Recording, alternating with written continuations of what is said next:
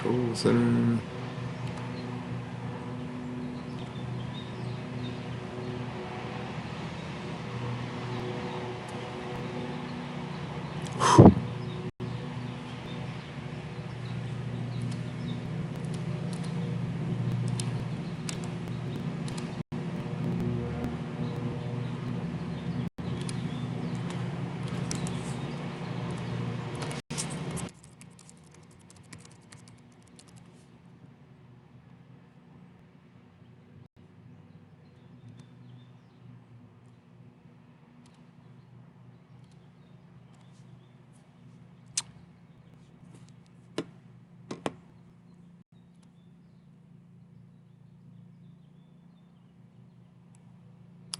Hello, hello?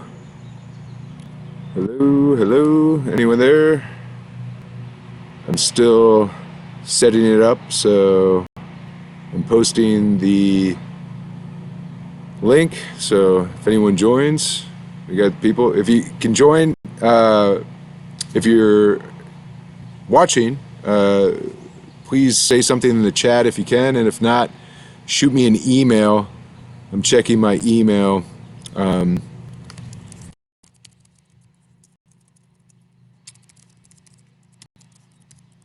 checking my email as well, but email me at fcps.edu if you can.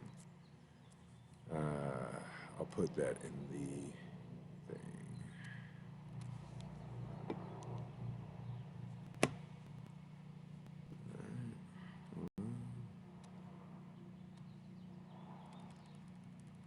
Okay, there we go. All right, we're here. Hello, hi. All right. Let me take that off. All right. Hi. How's it going? Hello. I see Nathan, Walker, Sujin. All right. Awesome. Let's see.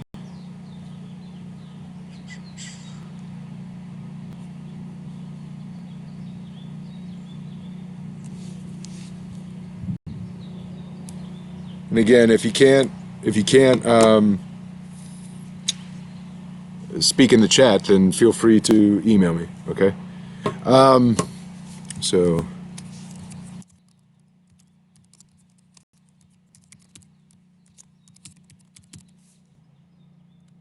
Okay.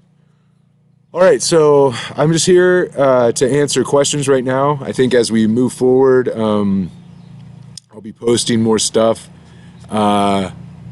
And maybe some new stuff, even though we're not supposed to do too much new stuff.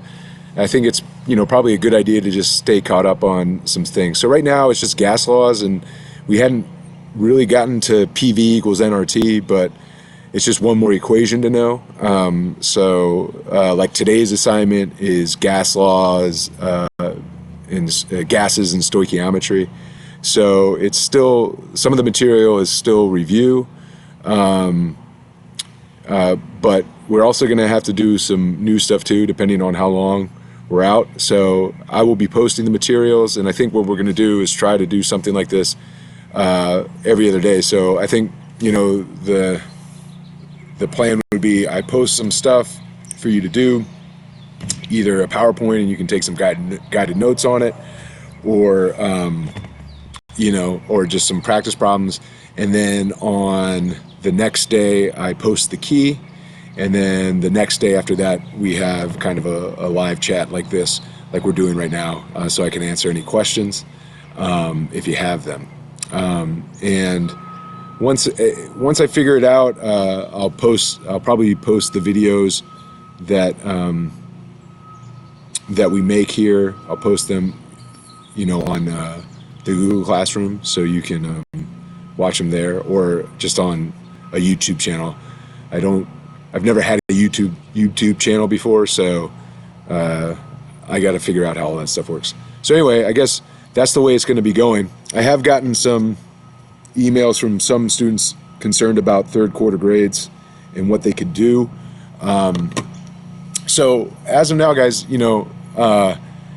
if we're out of school for the 2 weeks and then into spring break, I mean, technically that's when the third quarter ends. I don't think the county is going to be able to hold true to that. They're either going to have to extend third quarter or do something.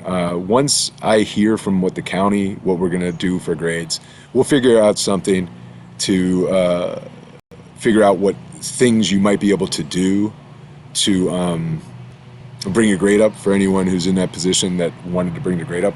Technically, we're supposed to have one more unit test before the third quarter, and obviously that's not going to happen unless they extend the third quarter. So that would have been another opportunity to bring your grade up. So, right now, just try to stay caught up on everything, stay fresh with everything. You don't have to do everything that I post, because it's all optional. But what I would do at the very least, is look at the worksheets and the questions I post. If you know how to answer them, then, I guess don't waste your time. You can be doing other things. But if you don't know how to answer them, try to figure that out with the notes that I post, and then if you still can't figure it out, come check me out on the live stream and ask questions. But also understand, you can always just email me questions. It doesn't have to be during the live stream. Okay, so if you have questions while you're doing the work, email me, and I'll get back to you. Okay. So you don't just have to wait for the live streams. I just thought this would be a good idea to touch base, see how you're doing, and answer any questions that you have. So I guess the first thing I would want to do is just, do you have any questions with the latest gas laws practice problems? Now, you might not have had any questions on the first 3 pages, but maybe on the back, because we didn't get to Dalton's Law in class, and mole fraction in class. Do you have any questions on this worksheet or anything else that's going on? If you don't have any questions, then, I guess, I don't know. I won't post here for that long. But if you do have them, please feel free to ask in the live chat or email me, okay? So I know it's probably delayed a little bit, so I'll wait for some questions. But if you have them, please ask.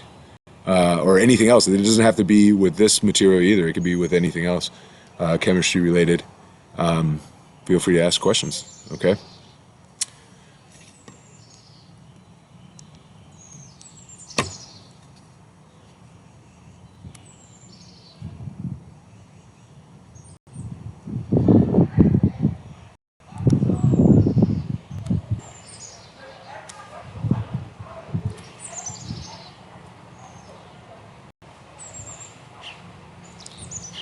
On the back, yes. Okay.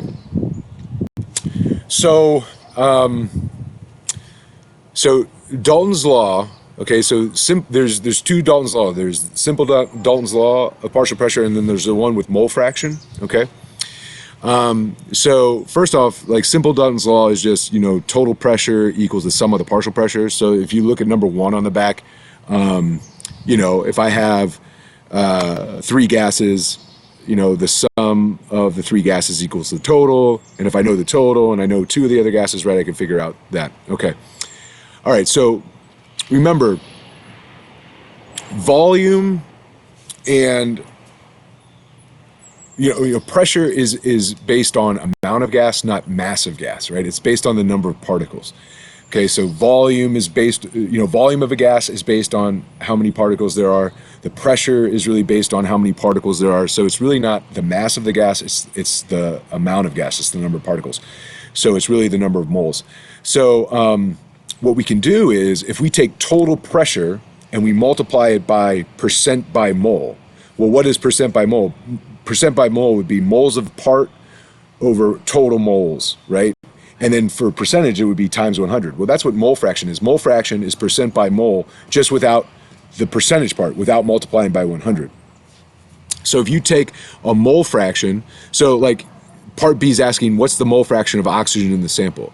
Well, you have 5 moles of oxygen, so it'd be 5 moles of the part, so you have 5 moles of oxygen on top, and then total moles would be 5 plus 3 plus 7, so you have 15 moles on the bottom. So 5 over 15. So a third of the moles of gas in the system are oxygen gas. Okay, that's what we're saying. That's what the mole fraction is. Okay. And so what Dalton, and I'm going to pull up the PowerPoint here that has the equation in a second. But what Dalton's law of partial pressure says is if you know the mole fraction, okay, so if we wanted percent by mole, we would take the 0.33 and multiply by 100, and that would be percent by mole, right? But when we use that in a mathematical operation, we wouldn't multiply by, we would divide by 100, and we use 0.33. So what we're saying is 0.33 percent, or 33% of the pressure is due to oxygen. So if you take mole fraction of a gas and you multiply by the total pressure, that gives you the partial pressure of just that gas. So right here, the partial pressure of just oxygen would be 0.33 times 18, right? So really it's 6, right? So it's 0.3333 repeating. But, right, so if we just go to 2 sig digs, we do 0.33 times the total pressure, 18, gives us the partial pressure of that gas, right? And we could do the same thing for the neon. So we would take moles of neon, 3 moles of neon, divided by 15, which is total moles. So 3 divided by 15 times 18, right? 3 divided by 15 times 18, we get 3.6, right? And then for hydrogen, we do 7 divided by 15, and then we multiply that by the total pressure, and that gives us the partial pressure of that gas. Okay, so again, if we go back to our gas laws PowerPoint, let's get to Dalton's law. I'll try to get there, okay? So remember, so Dalton's law is kind of being illustrated with this illustration here, right? You have 2 gases in identical containers, identical volume, okay? And this one has less pressure than this one. Well, that's because there's less gas particles. It's not about what the particle is, it's about how many particles there are. Well, if I know the pressure in this system and the pressure in this system, and then I combine the 2 systems and they still have equal volume, the total pressure is just going to be the pressure of what this was plus the pressure was what that is. And so that's the sum of the partial pressures equals the total pressure, okay? And then let's keep going. Okay, so let's get to Dalton's law. Okay, so here's here's what mole fraction is. Mole fraction gets the symbol X, okay? It's kind of like a wavy X. It kind of looks like a lambda with an X through it. If you remember what lambda looks like in our light equations, lambda is wavelength, okay? Kind of looks like that, but we just call it X. And all a mole fraction is moles of that, whatever gas you're talking about, moles of gas A over total moles. And then if you take that mole fraction and you multiply it by the total pressure, you can get the pressure, okay? But that means you could solve, so if you want a partial pressure of a gas, you take the mole fraction of that gas and you multiply it by the total pressure. But let's see, do I have it here? Maybe not, okay. But that means, like, if you wanted to, you could solve for the total pressure. Total pressure, if you solve for total pressure, could be partial pressure divided by mole fraction. If you do partial pressure of a gas divided by its mole fraction, that would give you total pressure, right? If you just solved this equation for total pressure, okay? That makes sense? All right, so on the back, number 3, just Dalton's law, partial pressure, partial pressure is equal to mole fraction of a gas times the total pressure, okay? All right. Any other questions, or did that answer your question? And do you have any other questions?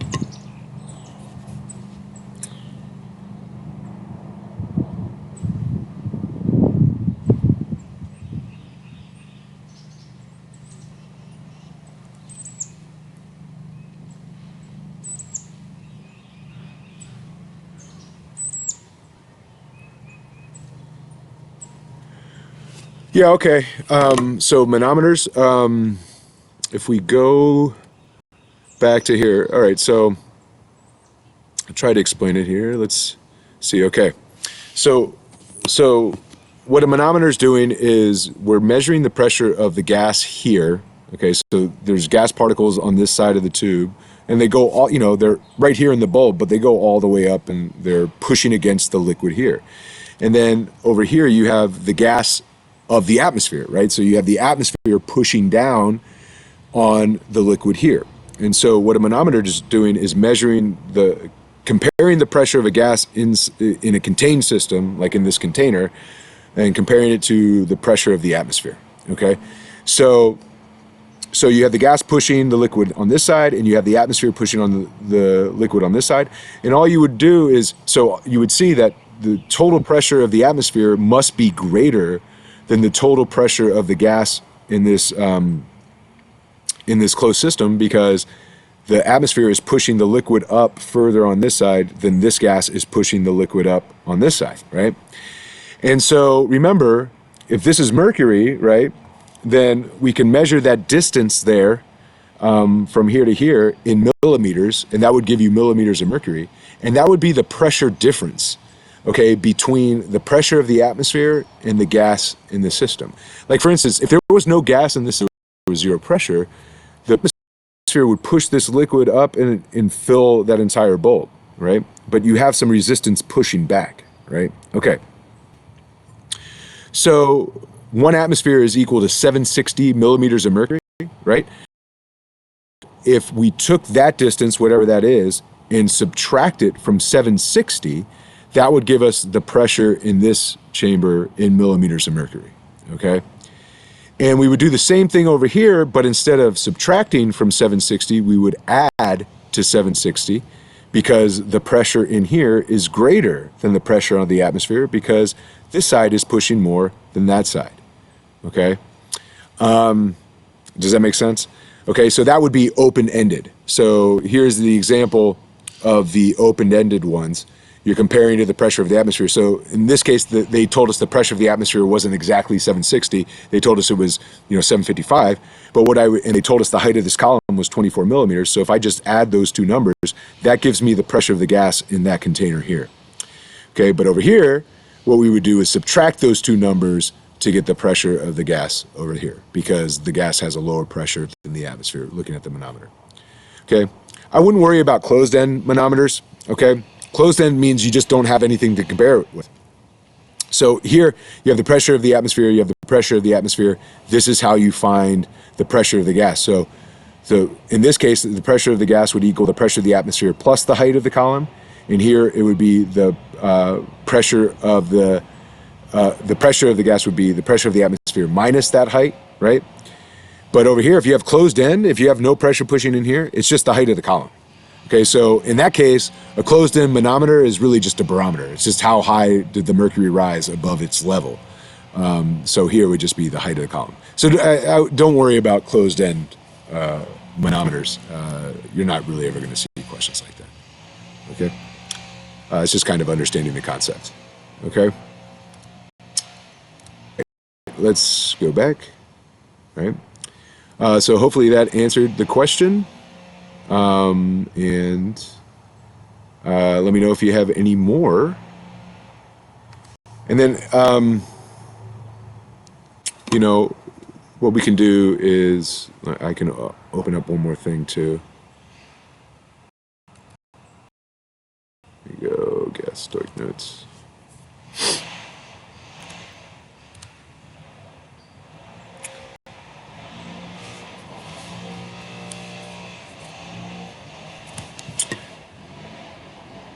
And again, guys, if you can't access I guess you have to have a YouTube channel to leave a comment or whatever. So if you don't want to do that, you could email me a question if you have them. Okay. I'm just waiting. If you have questions, feel free to post them in the chat. But if not, I want to go over the notes today.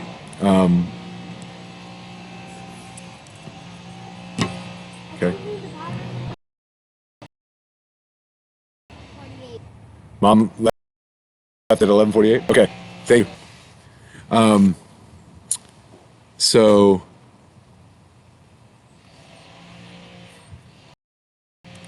let me know something. All right, anyway, any questions? Any other questions? All right, so let's go over gas stoichiometry. Okay, it's still just stoichiometry. You follow your steps for stoich, you throw up your fours, you know, and you know, from a safe distance, a safe social distance, you throw up your fours and you do your stoich. Okay, but the problem is we can't use, if we're dealing with gases and we're dealing with volumes of gas, we can't use 22.4 liters if we're not at standard temperature and pressure. Okay, so that's the issue. Okay, so one thing I'd like to, you know, show you here, and some of you might have figured this out on your last, on the stoichiometry quiz, is notice that if I am at STP and I'm going from volume of a gas to volume of another gas, notice that there's no need to do steps 2 and steps 4 in stoichiometry, right? Step 2 in stoichiometry is take what you're given to convert it to moles. And so if we have liters of a gas at STP, how do we convert it to moles? We divide by 22.4.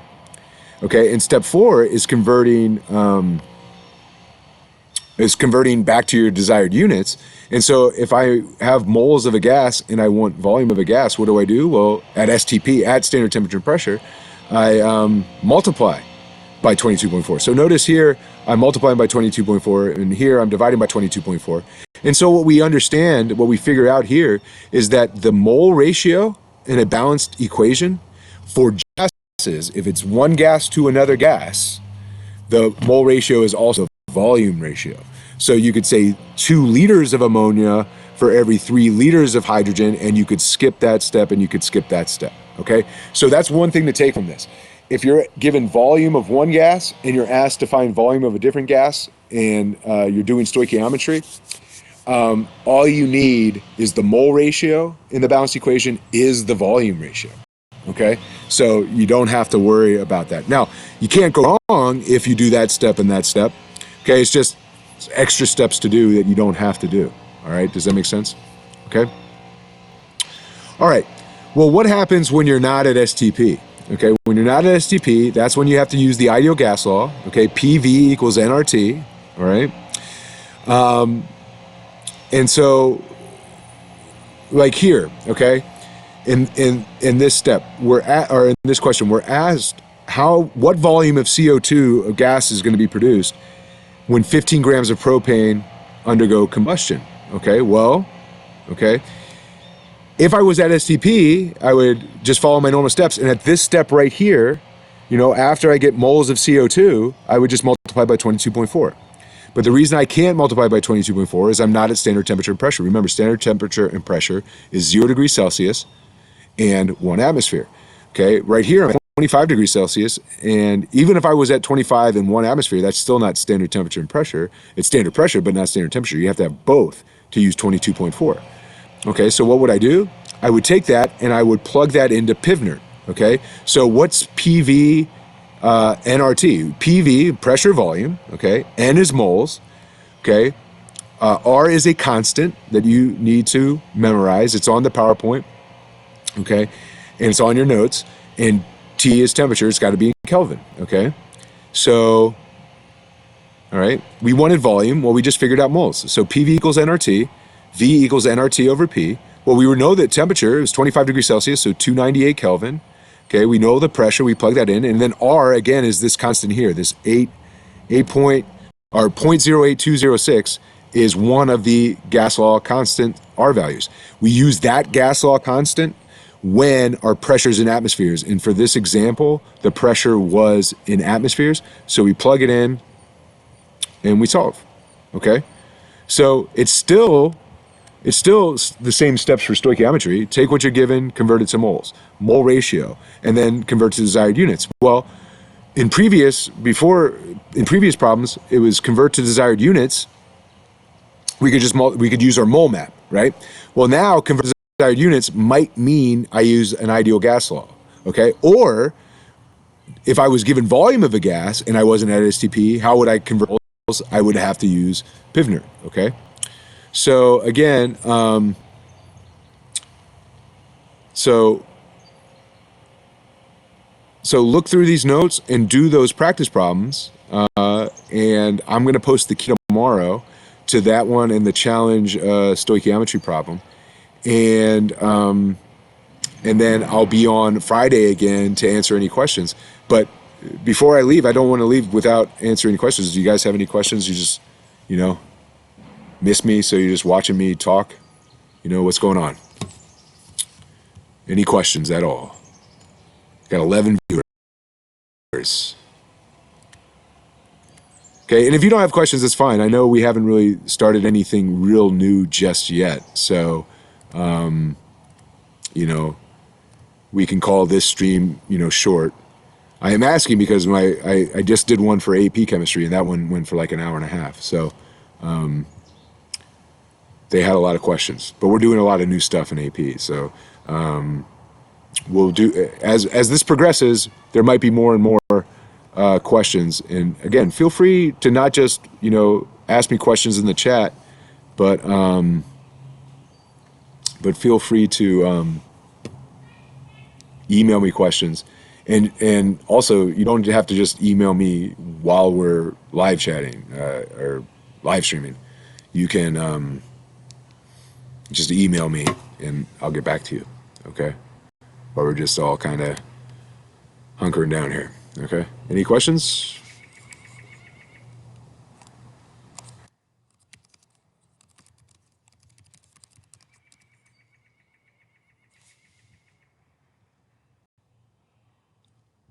I appreciate the like. Smash the like button. I've heard people say that before. Just joking. Got to get this monetized. Okay, can you go over exercise 6 on the notes? Exercise 6 on the notes. Okay. On the guided notes. Let me open those up. Guided notes. Where do I have them?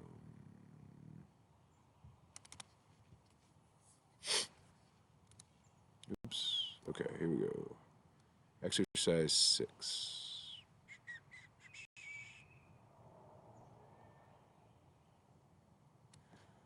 Okay, so exercise 6. What is the pressure? I'm going to go ahead and type in here. Okay, so what is the pressure in a 304 liter tank that contains 5.67 kilograms of helium at 25 degrees Celsius? Okay, so first, okay, so so you're given temperature, pressure, and volume, and you're asked for pressure. This is when you're going to be using the ideal gas law. So it's PV equals nRT, okay? But in this case, okay, so and also understand, when do you use PV equals nRT versus when do you use like Charles' law or Gay-Lussac's law or Boyle's law? Well, understand the situation. Like, you're only going to use one of those gas laws from the combined gas law, Boyle's law, Charles' law, Gay-Lussac's law, when you're given initial conditions and you're asked for final conditions, right? You're given an initial pressure and you're asked for a final pressure. You're given an initial temperature, you're asked for a final temperature, right? Those equations only make sense when you're, given initial conditions and you're asked for final conditions, something like that. Here, it's not asking for final conditions or anything. It's saying you have a gas, here's the volume, here's the mass, here's the temperature, what's the pressure going to be? That's when we're going to use an equation like this, right? So if I know temperature, moles, and volume, R is always a constant, I can solve for P, right? Okay, so we're solving for P. Its pressure is going to equal nRT divided by V, right? Okay, but N is moles.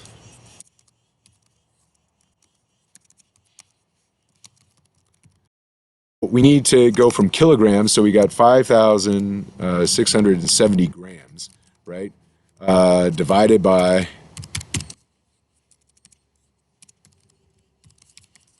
4, because 4 is the molar mass of helium, right?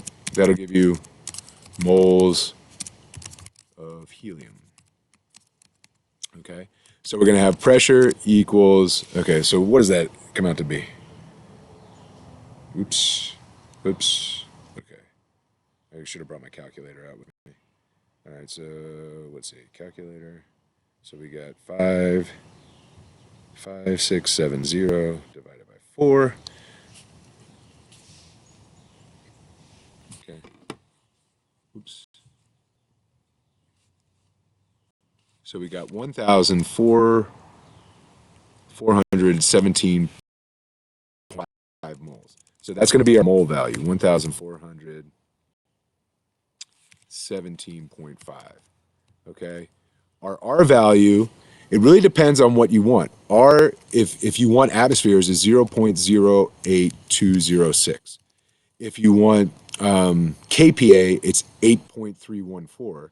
And if you want millimeters of mercury, it's 62.36. 62.36, I think. And so it really just depends on what unit you want. So let's just go with atmospheres. So 0.08206 is your R value. And then temperature is 298 Kelvin. And then we just got to divide by our volume, and our volume is 304.0. Okay? So that'll be pressure, and because I'm solving with this R value, it would be in atmospheres. So we got times 0.08206, okay, times 298, and then divided by 304. All right, so we get 114 atmospheres. So, that's a pretty extremely pressurized tank, okay, but,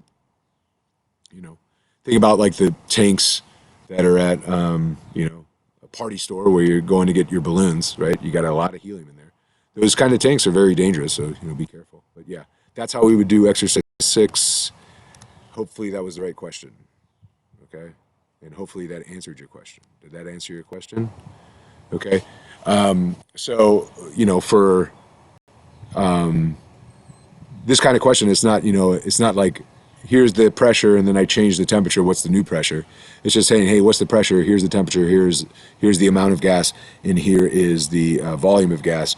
Solve for the pressure. That's when we use the ideal gas law. Okay. Any other things from the guided notes? I know I had asked you to do those, and I know I didn't some of those problems I don't show work. It's just I show the answer. So. Again, let me know if you have any questions. It's got to be Kelvin. It's got to be Kelvin. It's got to be Kelvin. Always. Always Kelvin.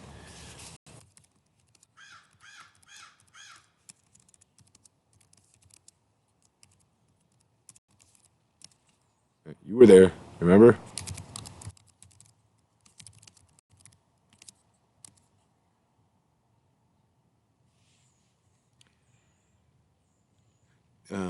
Could you do exercise 5 and 8 on the notes? Yes. Yeah. Okay, exercise 5 and 8. Exercise 5. Okay, an automobile tire has 23 degrees Celsius with an internal volume. Is the font big enough? I don't know. Screen big enough for you guys to see? Okay. So we got 25 degrees Celsius. We got a volume filled with that. So we want moles of gas. Okay, so again, this isn't like we're not changing conditions. So it's not what was the initial, here's the initial moles of gas, what's the final moles of gas. So we're not using like Avogadro's law or anything. So this is an ideal gas law question. So it's PV equals nRT, okay? But we're solving for N, we're solving for moles. So N equals PV divided by RT. Okay, so we're just going to plug in our numbers here. N is going to equal 3.18 atmospheres times 25 liters divided by, we'll do 0.08206, and temperature is 296. Okay, 23 plus 273. Okay, and so that would just give us our N value there. Now, again, you're using this R value, okay, because it's your pressures in atmospheres. I'm going to go to the R value on the PowerPoint here in a second to explain that to you guys in a second. But this is the R value you use. And when you use this R value, pressure has to be atmospheres, which it was, volume has to be liters, which it is, and temperature has to be Kelvin. Okay? So we go, we calculate here. So we go 3.18 times 25 divided by 0.08206, and we divide that by 296. And so we get 3.27 moles there for our final answer. Okay.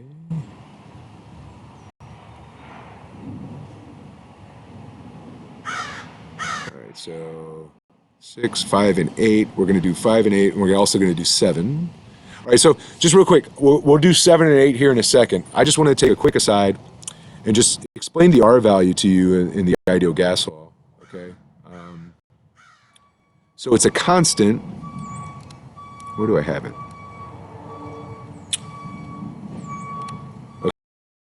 Okay. So it's a constant. Now, you can memorize the different constants, or you just memorize one, but the constant has all the units, right? Like if you think of the equation, right? If you go to this equation, if I'm solving for moles, right? I gotta have something, I gotta cancel out volume, I gotta cancel out pressure units, I gotta cancel out temperature units. So notice, like the R value has all the units, right? The R value has all the units so that everything cancels out properly, right? So that, you know, if I'm solving for moles, I got to cancel out atmospheres, liters, and Kelvin, and then I'm just left with moles, okay? So this is the R value when your pressure measurements, atmospheres, your volume measurements, liters, your amount of gas is moles, and your temperature is Kelvin. This is the R value you use, okay? Now, if you take this R value and you multiply it by the conversion of atmospheres to kPa, okay, which is 101.3. Remember, 101.3 kilopascals equals 1 atmosphere. If you take it and multiply it by that, you get this number. So the only unit that changes, notice the only unit that changes as we go from this R value to this R value is atmospheres, goes from atmospheres to kPa. So your pressure unit changes, but all the other units have to be the same. So a key thing for when you're dealing with the gas laws is when you're dealing with the ideal gas law, you know, we always say Kelvin has to, or your temperature has to be Kelvin. But when you're talking about this gas law, pressure has to be whatever correspond to whatever R value you're going to use. Okay. Okay. Volume has to be liters. N has to be moles, and temperature has to be Kelvin. Okay, so if you give him milliliters, you got to convert to liters before you plug it into the ideal gas law. All right, so this is the same R value. So when would I use this? Well, I would use this when my pressure was kPa instead of atmospheres. I use this if my pressure is atmospheres. If you know, if I but notice my volume still has to be liters, my temperature has to be Kelvin, and my amount has to be moles. Now, if I take this value and multiply by 760, you get 62.36. And if this R value, 0.08206, times 760 is 62.36. And so that would be the R value you use if your pressure was millimeters of mercury, or torr, okay? Because that 760 is the equality of 1 atmosphere to millimeters of mercury, right? 1 atmosphere equals 760 millimeters of mercury, okay? So the R value is important to know which one to use. And depending on what R value you use, might depend on what unit of pressure you're either going to solve for, or what unit of pressure you're given might trigger which R value you're going to use. Okay, back here, all right. So, okay, so we'll go 7 and then we'll go 8. Okay, so let's do that. So let's find, where's exercise 7? Where am I? Okay, it's probably down here more, right? All right. That's exercise 9. All right, exercise 7. All right. At what temperature in Celsius does 120 milliliters of CO2 oh, my battery's running low. Okay. All right, hold on. Let me go running. Let me take the stream into the house real quick. Okay. Wait, hold on. All right, hold on. Let's just figure this out. Okay. All right, so guys, exercise 7. I'm sorry I kept that in there. It's a horribly worded question, so just let's not worry about that. Let's go to exercise 8. Don't worry about it. Okay, a sample of oxygen gas has a volume of this at STP. How many grams? Okay, so for this one, wait,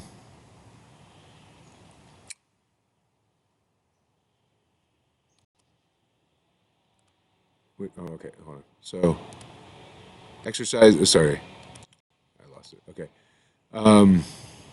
so let's go to this one here. Again, really don't sweat exercise 7. I hate the way that question's asked, so let's not worry about it, okay? I'm never going to ask a question like that, okay? A sample of oxygen gas has a volume of 2.5 liters at STP. How many grams of oxygen are present? Okay, so first let's just figure out, we would go liters to moles. We're at STP, right? So we could use our shortcut. We could use PivNert or we could use the shortcut, right? So since we're at STP, we know 22.4 liters for every 1 mole, right?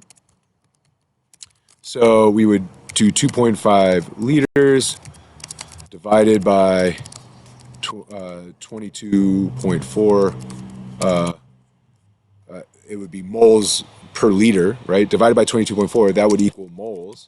And then we would take our moles and we would multiply by 32 grams per mole. And that would give us our mass, right? So 2.5 liters divided by 22.4 times 32. Now, the other way to do it is you could solve for moles. You're at STP, so you could say moles equals PV over RT.